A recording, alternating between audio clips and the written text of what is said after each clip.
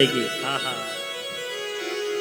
क्योंकि भगवान ने क्या करे अर्जुन तय गीता को उपदेश करी। क्या करी?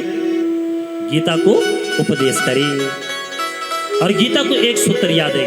हाँ हाँ, और जन महाराज गीता को एक सूत्र याद आए। आज जो छा अर्जुन भगवान की स्तुति करने लगे। हाँ हाँ, कितना सुंदर बोली। तमादि देवा पुरुषा पुराणा त्वमास विश्वास्य परम निधानम वेदासि वेद्यं च तयं तधामा त्वया ततं विश्वमनन्तरूपा वायोर्यमोरग्निवरुणा शशाङ्का प्रजापतिस्त्वं प्रपितामहेशा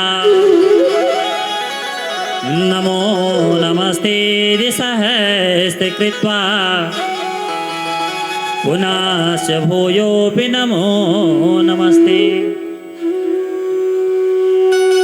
पुनश्च भूयोऽपि नमो नमस्ते।